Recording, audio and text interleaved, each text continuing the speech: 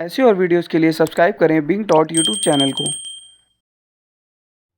स्वागत है आप सभी का एक और नई वीडियो में। और आज की वीडियो में हम आपके लिए लेके आए हैं जो थर्ड सेमेस्टर के एग्ज़ाम से पहले प्रैक्टिकल होने वाले हैं, उनमें आपको लेसन प्लान जो बनाने पड़ेंगे। और लेसन प्लान आप किसी भी सेमेस्टर के लिए बनाएंगे तो वो सेम ही रहेंगे, अगर माइक्रो प्लान नहीं है वो। और जो फुल लेंथ के लेसन प्लान होंगे वो यहाँ पे आपको दिखाएंगे किस तरीके से आपको बनाना है, क्या क्या हेडिंग्स वगैरह रहेंगी। और अगर पूरे लेसन प्लान आपको मैथ के चाहिए हैं या फिर साइंस के चाहिए, किसी भी सब्जेक्ट के चाहिए, आप नीचे कमेंट करिएगा और वो पीडीएफ भी आपको प्रोवाइड करा देंगे। तो यहाँ पे देखते हैं कि कैसे लेसन प्लान आपको बनाना स्टार्ट करना है। तो यहाँ पे लेसन प्लान की जो पहली हेडिंग वो रहेगी वो है पाठ योजना, जो लेसन प्लान को हिंदी में बोलते हैं पाठ योजना। और वही आपका सीरियल नंबर कौन सा आपको डालना है, 1 2 3 4, जो भी आपका सीरियल नंबर हो वो आप डालेंगे। और फिर सबसे जो स्टार्ट में आप लिखेंगे वो यहाँ पे दिनांक लिखेंगे, जिस तारीख को आपने अपना लेसन प्लान बनाया है या फिर पढ़ाया है, तो उस बेस पे आपकी जो वो डेट रहेगी। फिर आपका आएगा सब्जेक्ट, किस सब्जेक्ट के लिए आप लेसन प्लान बना रहे हैं। फिर आएगा उप विषय, मतलब जो सब टॉपिक आपका है, यानी जैसे रेखा गणित के अंतर्गत रेखा गणित है, बीज गणित है, तो वो आप मेंशन करेंगे। वहीं दूसरी ओर किस कक्षा में आपने पढ़ाया है, और अवधि मोस्टली 35 मिनट्स ही होती है तो 35 मिनट्स आप लिखेंगे। कालांश और कौन सा पीरियड था, फर्स्ट सेकंड थर्ड, आपको वो मेंशन करना है। वहीं अगर सामान्य उद्देश्य, पहली हेडिंग जो मेन हेडिंग आएगी वो है सामान्य उद्देश्य। तो जो आप लेसन प्लान बना रहे हैं उनके उद्देश्य क्या है, या उस सब्जेक्ट का जो आप पढ़ा रहे हैं उसका उद्देश्य क्या है, तो ये उद्देश्य आपको लिखने होंगे। जैसे छात्र छात्राओं में गणित विषय के प्रति रुचि उत्पन्न करना। जैसे जो सामान्य उद्देश्य वो उद्देश्य होते हैं जो मतलब मेनली टारगेट किए जाते हैं। और फिर आते हैं विशिष्ट उद्देश्य। विद्यार्थी आयत किसे विद्यार्थी आयत किसे कहते हैं ये जानकारी प्राप्त करेंगे। विद्यार्थी आयत के क्षेत्रफल तथा परिमाप की जानकारी प्राप्त करेंगे। विद्यार्थी आयत के बारे में जान सकेंगे। तो यहाँ पे ये हेडिंग, पहली हेडिंग रहेगी सामान्य उद्देश्य, दूसरी हेडिंग रहेगी आपकी विशिष्ट उद्देश्य। फिर आएँगे मेन जो थर्ड हेडिंग आपकी रहने वाली है वो है सहायक सामग्री। कौन-कौन सी चीज़ें आपको पढ़ाने में यूज़ हुई हैं, जैसे आप चॉक से लिखेंगे बोर्ड पे, ठीक है? और डस्टर और संकेतक, संकेतक मीन्स पॉइंटर, जिससे आप पॉइंट करके बच्चों को बताएँगे कहाँ पे क्या है। और लपेट श्यामपट्ट, मतलब ये आपको साथ में टीचिंग के दौरान ले जाना होता है, जिस पे आप बच्चों को इंडिकेट करके सारी चीज़ें बताते हैं। फिर अगली हेडिंग आएगी पूर्व ज्ञान, बच्चों को क्या चीज़ें पहले से पता हैं, क्योंकि जब बच्चों को थोड़ी चीज़ें पहले से पता होंगी तो वही तो आप रिलेट करके आगे बच्चों को बताएँगे। तो विद्यार्थी आयत के बारे में सामान्य जानकारी रखते हैं, मतलब विद्यार्थियों को इतना पता है कि जो 4 लाइनें होती हैं उनसे मिलके आयत बना होता है, तो ऐसी जो सामान्य जानकारी है वो बालक को पहले से है। तो उसके बाद में जो आते हैं प्रस्तावना प्रश्न, ये काफ़ी मेन है। और टीचिंग के दौरान जब आप क्लास में टीचिंग पढ़ाएँगे तो भी ये बहुत मेन है, क्योंकि ये जो प्रश्न होते हैं ये आपको ऐसे सेलेक्ट करने हैं कि आप विद्यार्थियों से पूछेंगे तो उनके जो जवाब आएँगे उसी से रिलेट करके आप अपना टॉपिक निकालेंगे। जैसे टॉपिक निकालना बोलते हैं प्रकरण निकालना। तो जैसे पहला क्वेश्चन यहाँ पे, बच्चों वस्तुएँ खरीदने आप कहाँ जाते हैं? तो बच्चे आपको रिप्लाई करेंगे दुकान पर। वस्तुओं के बदले में दुकानदार आपसे क्या माँगता है?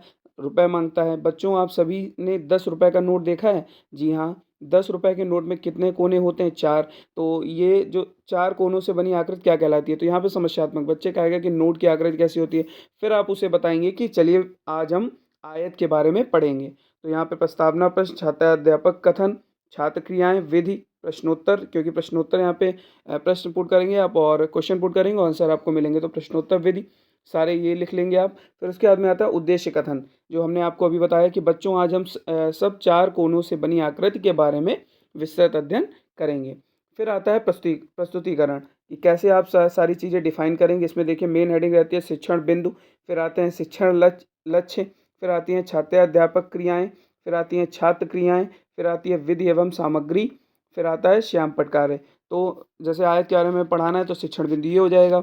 और शिक्षण लक्ष्य क्या है? विद्यार्थी आयत के बारे में जाने, यही तो शिक्षण लक्ष्य है हमारा। और छात्र अध्यापक क्रियाएँ, तो छात्र अध्यापक क्या करेंगे? कथन, आयत 4 भुजाओं से घिरी आकृति है जिसके आमने-सामने की भुजाएँ बराबर होती हैं। तो छात्र अध्यापक बच्चों को आयत के बारे में बताएँगे। और वही छात्र क्रियाएँ क्या होंगी? बच्चे ध्यानपूर्वक सुनेंगे। विधि और सामग्री क्या है? विधि कौन-सी है? व्याख्यान विधि। और श्याम पटकर, यहाँ पे आपको एक ब्लैक बोर्ड का या काला-सा चार्ट का टुकड़ा लगाना होगा, उस पे ये चीज़ें आप डिनोट करेंगे। वो मैं लगाना भूल गया यहाँ पे, तो आप वो लगा लेंगे। और वही जो अगली हेडिंग रहेगी वो है विकासात्मक प्रश्न। यहाँ पे आप जो ये क्वेश्चन लिखे हुए हैं, आयत में कितनी भुजाएँ होते हैं, तो आयत के बारे में जितनी भी चीज़ें हैं वो आप बताएँगे और बच्चे उनके बारे में आंसर आपको करेंगे। यहाँ पे कौन-सी विधि यूज़ होगी, वो है प्रश्नोत्तर विधि। फिर स्पष्टीकरण, आयत में 2 विकर्ण होते हैं जो आपस में बराबर होते हैं। ये आप बताते हैं, बच्चों की क्या क्रिया रहेगी, सुनते हैं। फिर यहाँ पे जो अगला पॉइंट आप डालेंगे वो है आयत का परिमाप तथा क्षेत्रफल। फिर इसके बारे में आप लिखेंगे विद्यार्थियों को आयत के परिमाप तथा क्षेत्रफल से अवगत कराना। फिर यहाँ पे कथन आप लिखेंगे। इसी तरीके से पूरी ये सारी चीज़ें आप लिख लेंगे यहाँ पे। फिर विकासात्मक प्रश्न आते हैं, आयत के चारों कोणों का योग कितना होता है? तो यहाँ पे देखिए जो विकासात्मक प्रश्न आपके ये होंगे, वो ऐसे होंगे कि बच्चों से आप जो आपने टॉपिक पढ़ाया है उससे रिलेटेड पूछेंगे। यहाँ पे कौन-सी विधि यूज़ हुई? यहाँ पे भी प्रश्नोत्तर विधि यूज़ हुई है। फिर जो अगली इस टेबल की लास्ट हेडिंग होगी वो है स्पष्टीकरण, मतलब जो फाइनल स्टेटमेंट आप देंगे, आयत के विकर्ण की लंबाई का सूत्र ये आप लिख देंगे। और यहाँ पे कौन सी विधि यूज है, वो है व्याख्यान विधि। फिर अगली जो हेडिंग आती है वो है पुनरावृत्ति प्रश्न, मतलब उस टॉपिक से रिलेटेड जो आप उससे प्रश्न करेंगे वो प्रश्न यहाँ पे लिखेंगे। जैसे आयत के चारों कोणों का योगफल कितना होता है, बच्चों से पूछेंगे। आयत का क्षेत्रफल क्या होता है, आयत का परिमाप क्या होता है, ये सारी चीज़ें पूछेंगे। फिर उसके बाद में हेडिंग आती है मूल्यांकन प्रश्न। आयत में कितनी भुजाएं होती हैं, आयत में कितने विकर्ण होते हैं, आयत में कितने कोण होते हैं, आयत में प्रत्येक कोण की माप क्या होती है। फिर उसके बाद में जो हेडिंग आएगी लेखन एवं निरीक्षण कार्य। छात्राध्यापक विद्यार्थियों से श्यामपट्ट से कार्य नोट करने को कहेंगे और कक्षा में घूम घूम कर उनका निरीक्षण करेंगे। फिर जो आपकी फाइनल हेडिंग रहने वाली है वो है गृह कार्य, मतलब आपको होमवर्क बच्चों को क्या देंगे, तो आयत किसे कहते हैं तथा इसके क्षेत्रफल तथा परिमाप के बारे में बताइए। तो यहाँ पे ये आपकी जो फाइनल है, आपका पूरा जो लेसन प्लान है वो कंप्लीट होता है। तो इस तरीके से आप लेसन प्लान बनाएंगे। टोटल हर सब्जेक्ट के 20-20 लेसन प्लान आपको बनाने हैं अगर आप थर्ड सेमेस्टर में हैं। तो इस तरीके से आप लेसन प्लान बनाएंगे। और लेसन प्लान का अगर पीडीएफ आपको चाहिए, मैथ का, साइंस का, किसी भी सब्जेक्ट का, नीचे कमेंट कर दीजिएगा, तो वो भी आपको प्रोवाइड करा देंगे। और ऐसे ही वीडियोज़ इस चैनल पे आते रहेंगे। आपके जो एग्ज़ाम होने वाले हैं लखनऊ यूनिवर्सिटी के बीएड थर्ड सेमेस्टर का, फर्स्ट सेमेस्टर के, उसके जो इंपॉर्टेंट क्वेश्चन है, टॉप 10 इंपॉर्टेंट क्वेश्चन क्वेश्चन जो क्वेश्चन पेपर है वो यहीं से आएगा। 10 क्वेश्चन में से 5 क्वेश्चन आपको पक्का वहाँ पे लिखे मिलेंगे। तो उन वीडियोज़ के लिए भी नीचे कमेंट करके आप बताइएगा कि आपको वीडियो चाहिए कि नहीं चाहिए। और चैनल को सब्सक्राइब ज़रूर करें और वीडियो को लाइक करना ना भूलें। चलिए मिलते हैं ऐसे किसी और वीडियो में।